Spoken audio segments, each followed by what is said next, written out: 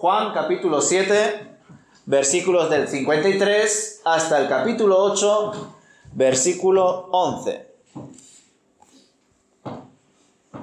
Así terminó la reunión y cada uno se volvió a su casa. Jesús regresó al monte de los Olivos, pero muy temprano a la mañana siguiente estaba de vuelta en el templo.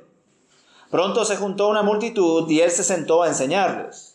Mientras hablaba, los maestros de la ley religiosa y los fariseos le llevaron a una mujer que había sido sorprendida en el acto de adulterio. La pusieron en medio de la multitud. «Maestro», le dijeron a Jesús, «esta mujer fue sorprendida en el acto de adulterio. La ley de Moisés manda apedrearla. ¿Tú qué dices?» Intentaban tenderle una trampa para que dijera algo que pudieran usar en su contra, pero Jesús se inclinó y escribió con el dedo en el polvo. Como ellos seguían exigiéndole una respuesta, él se incorporó nuevamente y les dijo, «Muy bien, pero el que nunca haya pecado, que tire la primera piedra». Luego volvió a inclinarse y siguió escribiendo en el polvo.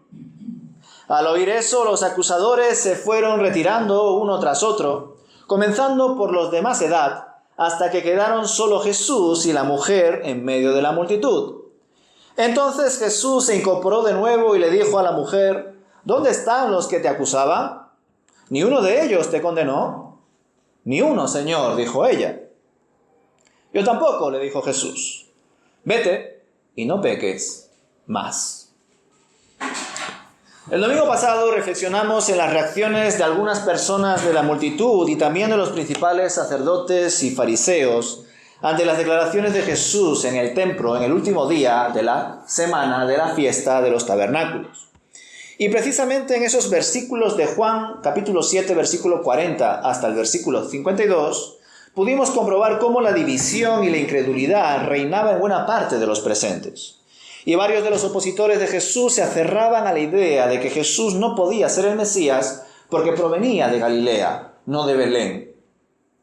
Ante todo esto, queda claro, según la narrativa de Juan, que el Señor Jesús no volvió a pronunciar nada más de forma pública tras su aseveración de que todo aquel que crea en Él experimentará que de su vientre fluirán ríos de agua viva.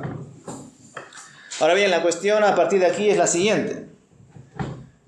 Es si lo que después habló Jesús fue su discurso sobre que Él es la luz del mundo, o si entre medias pasó una noche y al día siguiente aconteció uno de los sucesos más mencionados, incluso en la cultura popular, como es la historia de la mujer adúltera.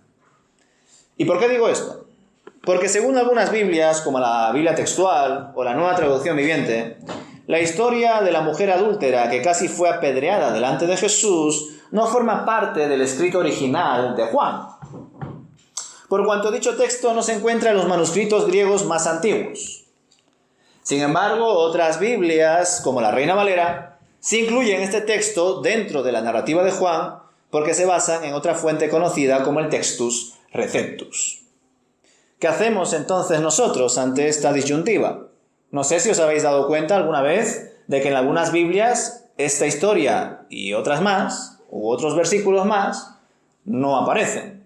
¿Os habéis dado cuenta alguna vez? Claro, para ello habría que leer varias Biblias, en diferentes versiones, algo que evidentemente no tiene por qué ser lo común. Pues bueno, según la crítica textual, hermanos, estos versículos del versículo 53 del capítulo 7 al versículo 11 del capítulo 8 forman parte de una tradición oral sobre el adulterio. Y existen varios argumentos que abogan porque este texto no pertenece al escrito original de este evangelio. Y ya no solo porque en los manuscritos más antiguos que se han hallado no aparece, sino porque su contenido, su estilo y su vocabulario difieren bastante del resto del evangelio, dando incluso la impresión de que interrumpe la narrativa entre los versículos anteriores, es decir, desde el 52 atrás, y los posteriores, es decir, del versículo 12 hacia adelante. Y quizá podría encajar incluso en otras partes del mismo capítulo 7 o en otros capítulos. Por supuesto, los que defienden que este texto sí pertenece al original del autor tienen también sus propuestas. Y una de ellas es que posiblemente haya sido extraído en las primeras copias porque podría ser interpretado como una indulgencia hacia el adulterio. No obstante, no existen otros casos que se puedan probar de esta manera. Y tampoco tendría sentido que, aparte de los textos relacionados como tal con la mujer adúltera, también se hayan quitado los versículos del versículo 53 al capítulo 8, versículo 2, que son más descriptivos del momento y del lugar donde se encontraba Jesús. Ahora bien, aunque sea un texto discutido entre aquellos que abogan por la crítica textual y aquellos que se fundamentan en el Textus Receptus, es decir, el texto recibido, una compilación del Nuevo Testamento editado por Erasmo de Rotterdam y otros eruditos, de donde bebe versiones tan conocidas como la Reina Valera, el Textus Receptus, esto no quiere decir que no sea un hecho histórico y un texto inspirado que refleje un suceso más del Señor, como otros más, que quizá no han podido ser recopilados. Es más, es el propio Juan el que dice, ¿no?, que si se hubiesen escrito todas las cosas que el Señor hubiese hecho, pues no hubiese espacio de todos esos libros, ¿no?, de todos esos escritos en el mundo. Así que a saber cuántas historias conocidas de Jesús que fueron transmitidas por tradición oral, luego no quedaron todas reflejadas en los evangelios. Así que en este sentido, hermanos, creo que este texto, por supuesto, que se puede y se debe analizar, aunque no aparezca reflejado en ciertas Biblias, y esto, lógicamente, genere a algunos creyentes cierto desconcierto, ¿no? Como, ¿por qué aquí sí y por qué aquí no? De hecho, algunos comentan que hasta se podría atribuir este texto al autor del Evangelio de Lucas, encajando quizá en la narrativa final del capítulo 21 de Lucas, pero lo que no se suele discutir demasiado es su canonicidad, su carácter inspirado y su valor histórico, y lo ven como algo muy claro.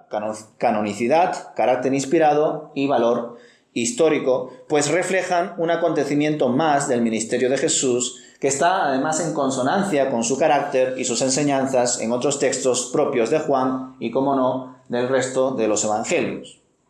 Así que, dejando a un lado esta situación, que a algunos les puede generar desconcierto, comencemos con el versículo 53, que si se encuentra dentro del resto de la narrativa de Juan, es una hipótesis, nos revelaría que tras las discusiones, divisiones e incredulidades del gentío, y especialmente de los principales sacerdotes y fariseos, cada uno se fue a su casa.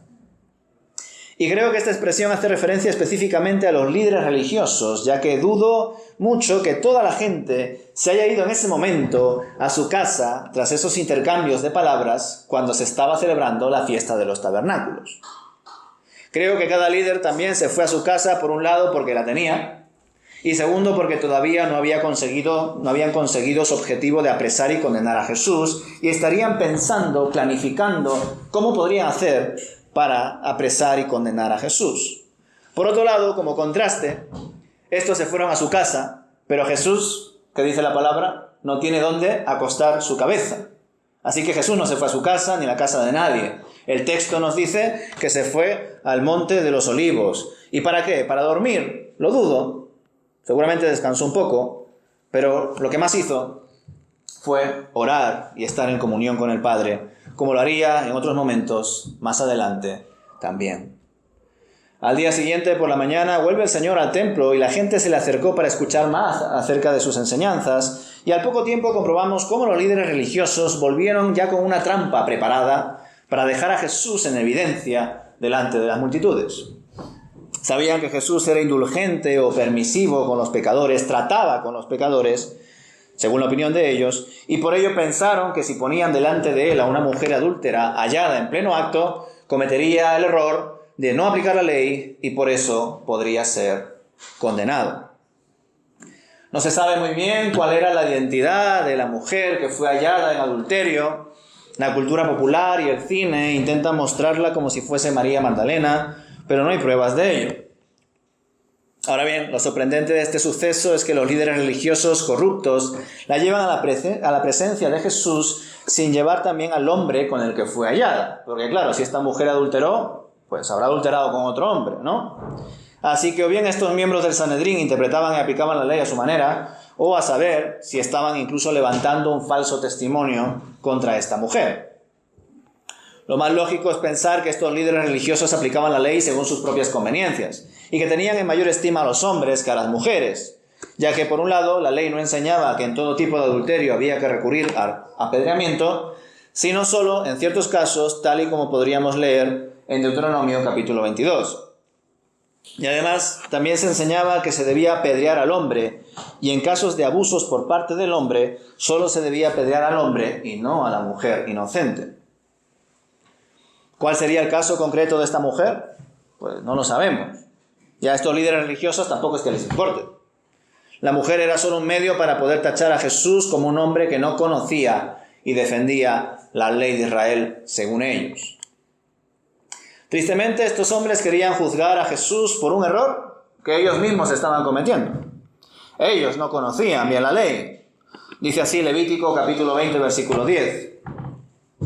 Si un hombre comete adulterio con la mujer de su prójimo, el adúltero y la adúltera serán castigados con la muerte. Y además, aprendemos con esta historia que no mostraba ningún tipo de misericordia hacia esa mujer. Sin embargo, con ellos sí eran tolerantes con ellos mismos y no se aplicaban la ley con la misma dureza, pues eso les dejaría en evidencia y se les quitaría esa aura de supuesta piedad y justicia. Como en otras ocasiones, estos hombres buscaban tentar al Señor de cualquier manera para que cayese en la trampa y así tuviesen algo de qué acusarlo. Jesús en ese momento se encontraba enseñando, pero no se tomó a mal la interrupción. Fue paciente y hasta empleó un tiempo para responder. Y al ver sus acusadores que se inclinó para escribir algo con su dedo en el suelo, le insistieron para que responda. Posiblemente pensaron que lo tenían ya en jaque, ¿no? Que no sabía ni qué decir ni qué hacer y que se puso a escribir en el suelo para ganar tiempo, ¿no? Para reflexionar y pensar cómo podría rebatirles, cómo les podría contestar. Pero nada más lejos de la realidad. Posiblemente se imaginaban que Jesús en ningún caso les iba a decir que ellos mismos apedreasen a la mujer adúltera. Precisamente porque no estaría esa respuesta en consonancia con la actitud del Señor. Pero es que además en aquel tiempo la ley romana no permitía a los judíos realizar sus propias ejecuciones. Es por eso que más adelante veremos que los líderes religiosos llevaron a Jesús a Poncio Pilato para que le juzgue, porque ellos no podían juzgar a Jesús según sus leyes. Lo tenían prohibido por la ley romana, realizar ejecuciones. Y menos aún en un lugar tan público, porque recordad que el escenario era cerca del templo. Ahí querían apedrear a la mujer. No obstante, estos miembros del Sanedrín contaban con que Jesús dijese algo contrario a la ley, para que de esa manera ellos mismos tuviesen la oportunidad de condenarle, pero no fue así. Sin embargo, no podemos pasar por alto el gesto de Jesús escribiendo en el suelo. ¿Qué fue lo que escribió? Esto sí creo que os lo habéis preguntado alguna vez, ¿verdad? ¿Qué fue lo que escribió Jesús con tanta insistencia? Algunos eruditos piensan que si verdaderamente hubiese sido algo relevante, el autor lo hubiese mencionado. Pero a muchas personas les genera evidentemente curiosidad teorizar qué fue lo que escribió. ¿Por qué proceder de esa manera ante la pregunta si debían apedrear o no a esa mujer según la ley? ¿Escribió quizá algún símbolo? ¿Quizá algún versículo? ¿Un mandamiento? Hay quienes suponen que el Señor escribió los 10 mandamientos en el suelo. ¿Qué pensáis? Pero no sé hasta qué punto se puso a escribir tantas palabras en la arena. No obstante, sí es cierto que fue el dedo de Dios quien escribió la ley, y claramente no hay nadie que sepa interpretarla y aplicarla mejor que Él. Y quizá estaba mostrando ese ejemplo al escribir en la tierra, o a saber qué más. Desde luego a muchos les resulta enigmático, pues no hay registro de nada que haya sido escrito directamente por el Señor, salvo esto que escribió en el suelo y que no sabemos exactamente qué es lo que fue. Seguramente al poco tiempo se borró. O casi nadie se percató de lo que estaba escribiendo Jesús. Así que bueno, dejando a un lado la especulación, vemos que el Señor se incorporó después de haber escrito algo en el suelo y les dijo que aquel que esté libre de pecado sea el primero en arrojar la piedra contra la mujer. Es decir, Jesús no abolió la ley de Moisés con sus palabras. No negó que la ley también decía eso sobre la mujer que adulteraba.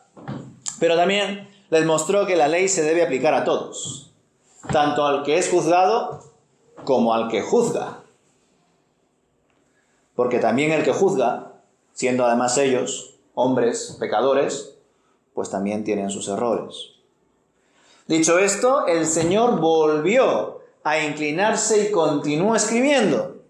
No sabemos qué es lo que escribió, otra vez lo repito, pero seguramente lo hizo con un propósito que al menos en este momento tendría un valor importante. Como mínimo, ejemplificar que Él es el dador de la ley, que Él la estaba cumpliendo y que era capaz también de perdonar a aquellos que no la cumplen, pero que se arrepienten de ello. Por otro lado, también debemos recordar que el Señor escribió 2 veces los 10 mandamientos para entregárselo de nuevo a Moisés. ¿Coincidencia? 2 veces se postra Jesús para escribir algo en el suelo y 2 veces escribió el Señor con su dedo la ley para entregárselo a Moisés. ¿Coincidencia? Posiblemente la mujer que había sido hallada en adulterio también se encontraba postrada, tirada allí en el suelo, y quizá ella sí pudo leer lo que estaba escribiendo en ese momento el Señor. No lo sabemos con certeza. Lo que queda claro es que los líderes religiosos no pudieron proceder de otra manera ante las palabras de Jesús, salvo irse y desistir de la idea de apedrear a esta mujer por su pecado. Y curiosamente fueron los más mayores los primeros en marcharse, pues eran los que más acusados se sentían por sus propias conciencias. Y aquí nos damos cuenta, hermanos, que cuanto más tiempo estamos alejados de Dios o incluso a espaldas de Él, como que nos perdemos más en nuestra propia maldad, y conforme nos hacemos más mayores, pues más pecado, más orgullo, más errores portamos en nuestras conciencias. Y a menudo eso nos endurece más el corazón y nos impide conocer a Dios y estar en comunión con Él. Así que qué importante es arrepentirse a tiempo, ¿verdad? Qué importante es examinarse a uno mismo. Qué importante es no pensar que podemos vivir y gestionar nuestro tiempo a nuestra manera. Porque se supone que conforme una persona va creciendo más en el Señor, va adquiriendo más sabiduría de vida y de todo en general, pues se supone que cada uno debe de ser un poco más consciente de las cosas, consciente de sus fallos, de sus pecados, de aquellas cosas que tiene por mejorar. Es decir, la gente mayor debería de ser más humilde. La gente mayor debería de ser más tolerante con las nuevas generaciones. La gente mayor debe de pensar en sus errores cuando fue joven a la hora de tratar con jóvenes. Y por supuesto que tenemos la oportunidad de conocer a muchas personas mayores con estas actitudes, ¿verdad? Pero por otro lado también es cierto que hay personas que conforme van adquiriendo más tiempo, más experiencia, no solamente se vuelven más duras, no solamente se vuelven más, vamos a decir, pues orgullosas, sino que de algún modo piensan que se lo saben todo, ¿no? Que tú no le tienes que decir nada, que cuando tú vas ellos ya han vuelto. Y esa actitud no debería ser propia, al menos de un creyente con avanzada edad. Pero es una gran tentación. Sin embargo, hasta estos propios líderes religiosos corruptos, cuando escucharon que Jesús les dijo, el que esté libre de pecado, que tire la primera piedra, hasta incluso ellos, con corazón endurecido, teniendo al Hijo de Dios delante y no reconociéndole como el Mesías, aún ellos se dieron cuenta de que tenían errores en su vida y fueron los primeros en desistir de lanzar una piedra a esa mujer por su adulterio. Fueron los primeros en irse. ¿Cuánto más nosotros que tenemos al Señor en nuestro corazón? ¿Cuánto más nosotros que tenemos la palabra de Dios? Deberíamos de ser más conscientes de nuestro pecado, ¿verdad?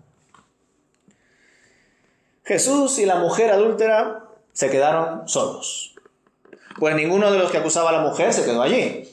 Y al ver Jesús que ninguno se quedó, le habló a la mujer para mostrarle que así como nadie la había condenado, él tampoco la condenaba. Y claro, ¿por qué?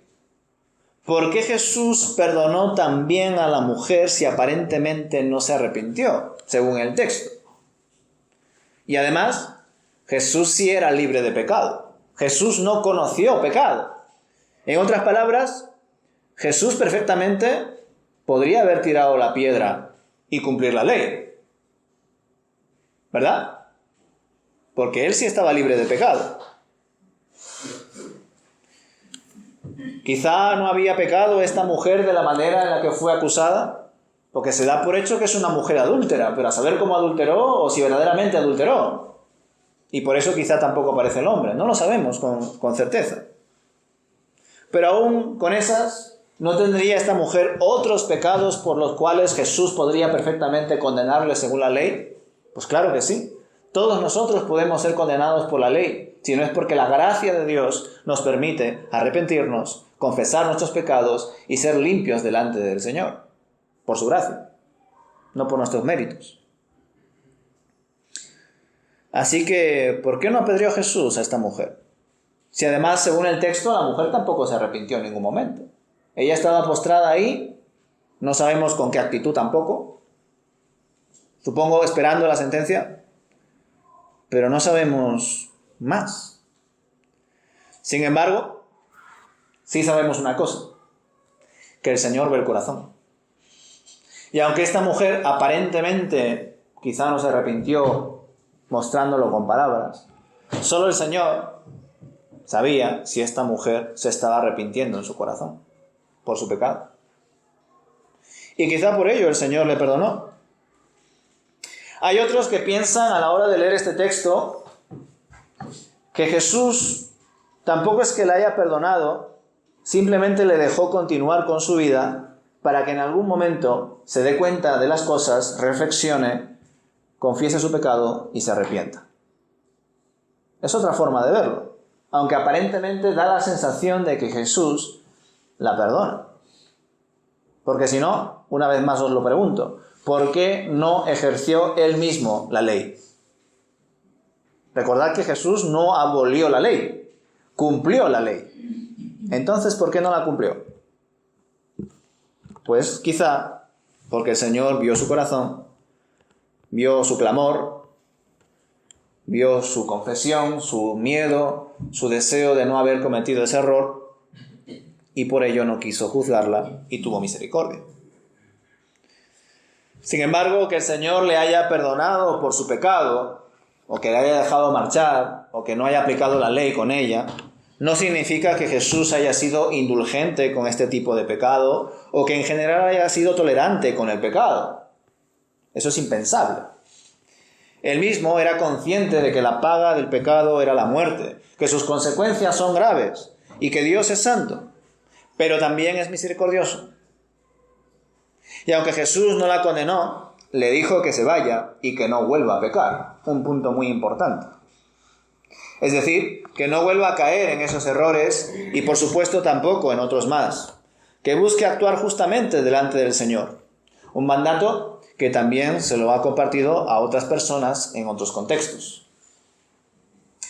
Con acontecimientos como este, hermanos, podemos y debemos profundizar en la realidad de que, por un lado, el Señor nos ama tal y como somos. El Señor nos ama tal y como somos. Ya sabéis, así lo dice Romanos capítulo 5, versículo 8, que aun siendo pecadores, Cristo murió por nosotros y lo hizo como muestra de su amor. Y a su vez, su amor por nosotros, hermanos, es tan grande que no nos deja en nuestro estado deplorable, en ese estado de pecado, de desobediencia. Nos lleva más bien a Él, nos da una nueva vida, nos da la posibilidad de ser santos como Él es santo. Es decir, Él nos quiere tanto que no nos permite que permanezcamos en pecado, sino que nos ofrece una nueva realidad en Él. Nos ofrece el camino, nos ofrece la verdad, nos ofrece la vida. Y esto es muy importante de remarcar. Que ninguno llegue a pensar que Jesús fue de algún modo tolerante con el pecado, porque el propio Jesús era consciente de todo lo que implicaba el pecado. Él mismo se hizo pecado por nosotros. Él mismo murió en la cruz por amor y por nuestra culpa. Por otro lado, hermanos, y para concluir, creo que en muchos casos este texto ha sido empleado pues, en exposiciones e incluso en referencias o usos coloquiales y cotidianos. Y como que a la gente en parte le gusta decir eso de que el que esté libre de pecado, que tire la primera piedra. No sé vosotros, pero esta frase yo la he conocido en contextos que no son para nada religiosos, ni de culto, ¿no? Lo he conocido, lo he escuchado en gente, pues bueno, de la calle, incluso hablando en los transportes públicos, o bueno, pues eso, gente que no es creyente, cita estas palabras, ¿no? El que esté libre de pecado, que tire la primera piedra. Y creo que lo hacen porque es una manera de reivindicar que nadie nos puede juzgar. Porque claro, si todos somos pecadores, si todos tenemos errores, ¿quién eres tú para juzgarme? ¿Quién eres tú para decirme algo? ¿Quién eres tú para coger una piedra y tirármela? Tíratela a ti mismo primero. Es decir, a la gente en general le gustan estas palabras, estos conceptos, porque de algún modo pueden mostrar que nadie puede juzgar a nadie. Que todos tenemos errores y que por lo tanto, pues que cada uno se meta en sus cosas. Que cada uno se centre en lo suyo. Que se metan en sus propios asuntos. Y esto, hermanos, aparte de sonar muy egoísta e individualista, es poco bíblico. La palabra de Dios nos invita en muchas ocasiones a que nos exhortemos los unos a los otros, a que nos cuidemos, a que seamos capaces de enseñarnos debidamente y hacerlo en amor. Y ahí la cuestión: ¿cómo podemos exhortarnos los unos a los otros sabiendo que cada uno tiene sus errores? ¿Cómo podríamos hacerlo? Porque claro, si le damos demasiado peso a la idea de que aquel que esté libre de pecado, que tire la primera piedra, es decir, que solamente la gente perfecta puede corregir o decirle alguna exhortación, alguna palabra a la gente imperfecta, pues claro, cada uno viviría a su manera. Ninguno podría enseñar a nadie, ninguno podría exhortar a nadie, y por lo tanto ninguno crecería. Porque el que en algún momento llega a convertirse en maestro de la palabra es porque primero fue discípulo. Y como maestro preparará a otros discípulos para que también, junto con otros más maestros, se conviertan también en maestros y discipulen a otros. Ese es el legado que nos ha dejado Jesús: ir y hacer discípulos. No ir y simplemente cumplir algunas partes de la palabra que nos interesan más o que son más fáciles de cuantificar. No, la idea es ir y hacer discípulos bautizándolos en el nombre del Padre, del Hijo y del Espíritu Santo. Ya en su momento os comenté que me llama mucho la atención cómo entendemos que el bautismo es una ordenanza que todos debemos de cumplir, cuando en la misma ordenanza también está el mandato de hacer discípulos. Es decir, que desde mi punto de vista, a la hora de analizar la palabra de Dios, y ya no solamente Mateo capítulo 28, del versículo 19 al 20, sino más textos, creo firmemente que todo creyente debe de llegar a tal madurez espiritual que sea capaz de enseñar, formar, capacitar, discipular a otros y hasta incluso bautizarles. Que haya tanto discipulado, que haya tanta labor misionera, que el pastor de turno no dé abasto. Porque hay tantas personas para bautizar, que muchos bauticen. Pero los que bautizan, que sean los maestros, los que han enseñado y capacitado a otros para que crean en Jesucristo, lo conozcan y profundicen en la palabra. Sería maravilloso entender que el discipulado es otra ordenanza que también debemos de cumplir. Pero en general las iglesias evangélicas hoy en día solamente creen que hay dos ordenanzas: el bautismo y la participación de la cena del Señor. Pero dentro de la ordenanza del bautismo está el mandato de hacer discípulos. Y que todo discípulo debe de convertirse en maestro. Para la gloria de Dios, no por el título de soy el maestro. No, todo discípulo debe de crecer para convertirse en maestro y discipular a otros. Es decir, todo creyente debería de discipular a otros creyentes. Si no, ¿qué estás haciendo con tu fe? ¿Qué estás haciendo con los dones que Dios te ha dado? ¿Los estás enterrando debajo de la tierra o los estás poniendo a la iglesia, a la misión, a aquellos que no conocen a Dios? Pues ese es el punto, hermanos. A veces pensamos que como nadie puede decir nada a nadie, no vaya a ser que se ofenda, no vaya a ser que se moleste, pues a veces las iglesias están muy débiles en ese sentido. No crecen porque no hay exhortación, no hay corrección. Y cuando la hay, porque a veces la hay, en muchos casos, esa corrección, esa exhortación, esa enseñanza se da de forma indebida. Se da sin amor. Y ahí el punto. Y sobre todo que el Señor ve el corazón. El Señor sabe cuando una persona habla, predica, enseña. El Señor sabe si lo hace porque ama a aquellos que están escuchando o si simplemente lo quiere hacer para que se sientan mal, para él sentirse moralmente superior, para que de algún modo parezca maestro y los demás gente que no tienen ni idea. El Señor sabe si hay gente que cuando habla, predica, enseña, lo hace así, con orgullo, o si verdaderamente lo hace porque quiere bendecir a los demás hermanos, porque quiere ser usado por Dios, porque es consciente de sus propios errores y pecados, y aún con ellos quiere servir al Señor, dándole gloria a Él por todo lo bueno y pidiéndole perdón por todo lo malo. Eso el Señor lo sabe, porque el Señor ve el corazón. Así que a la hora de reflexionar en un texto tan conocido, como digo, por gente no creyente, la mujer adúltera, y la famosa frase de el que esté libre de pecado que tire la primera piedra, no nos quedemos, hermanos, con la idea de que entonces nadie puede decir nada a nadie, porque eso es contrario a la palabra de Dios. Hebreos capítulo 3, versículo 13. Antes bien, exhortaos los unos a los otros cada día, en tanto se dice hoy, para que ninguno de vosotros se endurezca por el engaño del pecado. Y ese es el punto, hermanos. Yo sé que muchos de vosotros, porque lo he hablado con vosotros, creéis y veis que las nuevas generaciones son muy poco tolerantes a la frustración, a las palabras, y que no se les puede decir casi nada. Que casi cualquier cosa que se diga les ofende. Generación de cristal, ya sabéis, esos términos que se usan. Y la verdad que a veces pienso que todo eso que vemos en el mundo también se puede ver en las iglesias. Está en las iglesias. De hecho, una de las peores cosas que en algunos casos he visto es la tremenda devoción por el pastor. Algo que no es bíblico. El pastor comete errores. Y los predicadores también cometen errores. Las personas que se preparan para el Señor cometen errores. Pero la sabiduría está en examinarlo todo y retener lo bueno. En, Señor, ayúdame, porque evidentemente la persona que está hablando, por más títulos teológicos que tenga, por más años que tenga en el Señor, lo que sea que tenga, sigue siendo un pecador. Entonces, ayúdame a escuchar tu voz, lo que tú me quieres decir, lo que dice tu palabra, a través de sus imperfecciones. Y gracias, porque aún con sus imperfecciones y consciente de ellas, pues intenta salir adelante.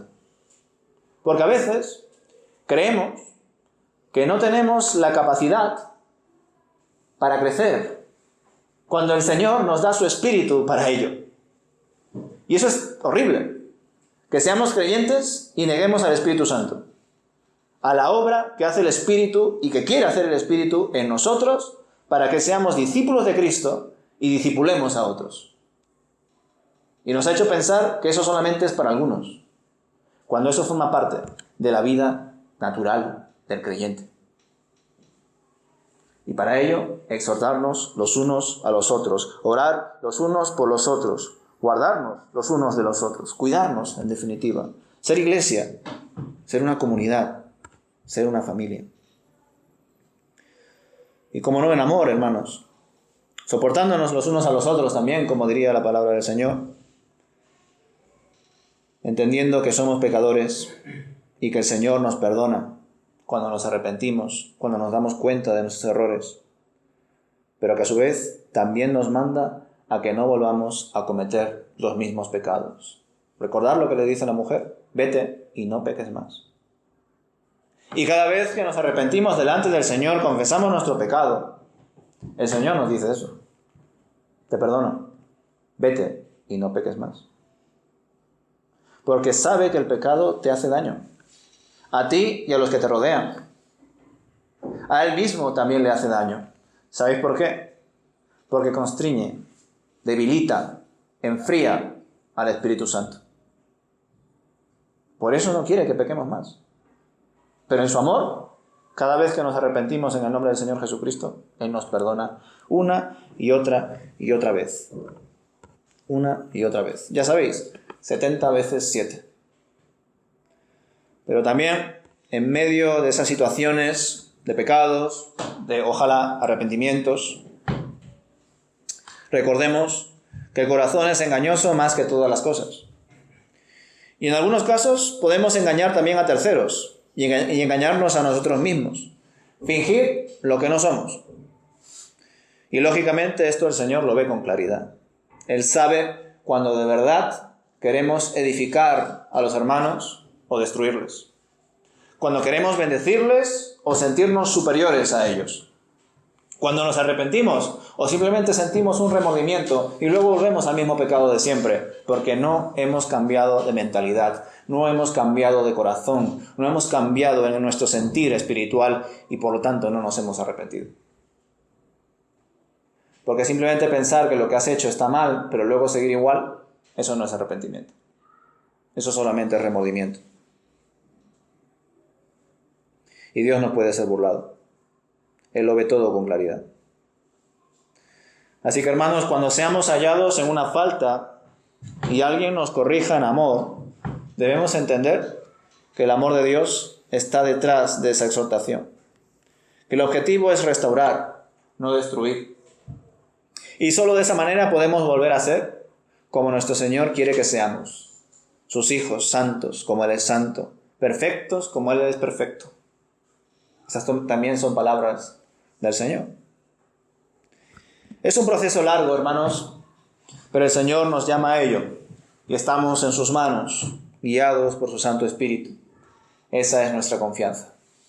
Que el Señor nos bendiga. Amén.